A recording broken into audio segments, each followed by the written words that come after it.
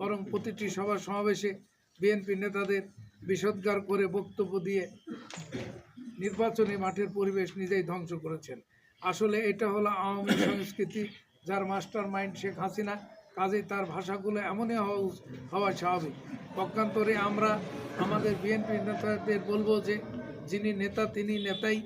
আমরা সবাই সুসম্মান রক্ষা করে চলব। থুতু ফেলানোর সংস্কৃতি বেগম খালেদা জিয়ার ধারণ করে না, বর্তমান প্রধানমন্ত্রী তারেক রহমানও ধারণ করেন না। বেগম খালেদা জিয়াও তারেক রহমানের মাস্টার মাইন্ড যেসব নেতাকর্মী বিএনপি নেতৃবৃন্দ তারাও এগুলো ধারণ করেন না। মাঠ পর্যায়ের বিএনপি নেতাদের মধ্যে তিনি নির্বাচনে বিএনপিকে দূরে ঠেলে দিয়ে আওয়ামী লীগের উপর ভর করে আওয়ামী লীগের প্রায় ৫৫-৬০ ভোট পেয়েছেন। শুধু কি তাই, সাম্প্রতিক সময়ে তিনি নির্বাচনী সভায় আমার সম্পর্কে অশালীন ভাষায় কটূক্তিমূলক বক্তব্য দিয়েছেন। এমনকি তিনি আমাকে বহিষ্কারের ঘোষণা দেন।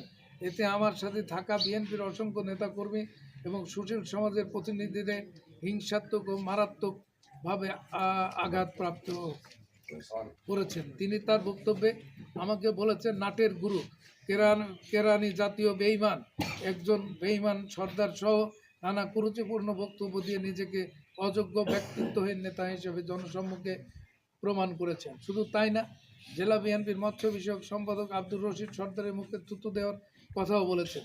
এসব বক্তব্য দেওয়া বোধহয় তার জন্য প্রযোজ্য, কারণ অতীতে তিনি কী করেছেন তা ঈশ্বরদী আটঘরিয়ার সর্বস্তরের মানুষের জানা আছে। এখানেই শেষ নয়, সম্প্রতি আটঘরিয়াতে তিনি মসজিদে আজান দিতে বাধা, মসজিদে ইমামের পিছনে নামাজ না পড়ার নির্দেশ, ভোট কেন্দ্র থেকে ভোটারদের সুস্থ শরীরে ফিরতে না দেওয়ার হুমকি দিয়ে বিভিন্ন মিডিয়ায়, সামাজিক মাধ্যম সহ দেশ বিদেশের ব্যাপক সমালোচনার মুখে পড়ে।